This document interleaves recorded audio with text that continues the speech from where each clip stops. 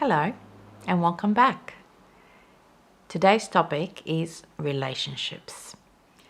And when I say relationships, I'm thinking more about intimate relationships and the challenges that we might be facing with the pandemic and social isolation and spending a lot of time with our partners.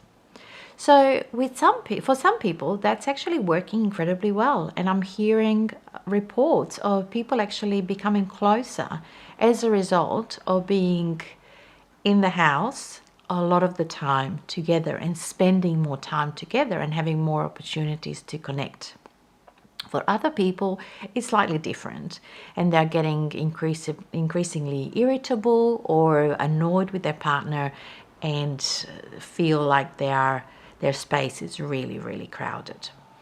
Now, it's a difficult one because it all depends how big is your space and whether you can actually, when you feel a little bit overwhelmed by the proximity, whether you can distance yourself in some way from your partner, because that would be quite helpful for the families where there is a struggle around that. If you can't physically separate and go to a different place just to have some of your alone time, then maybe there is a way of just engaging with something that's going to give you some of that alone time, such as being immersed in reading or watching something just by yourself, or connecting with your friends through different media, so that you have that alone time without your partner. So engage in an activity where you are present but not necessarily with your partner. So his presence there or her presence is not really in your face, if you want.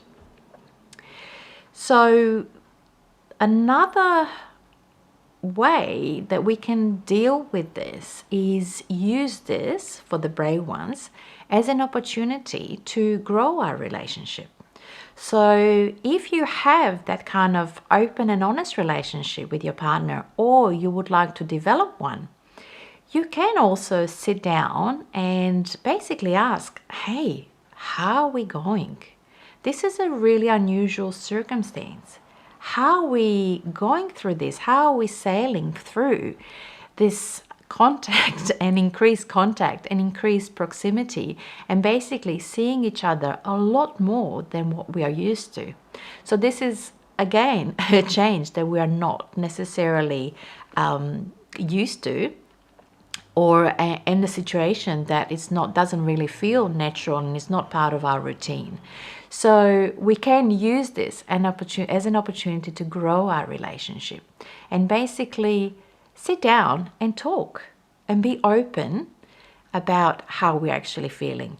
So it might look like something like, how are we going? Oh, I'm feeling a bit crowded a lot of the time. And your partner might feel exactly the same, or they may not have the same issue.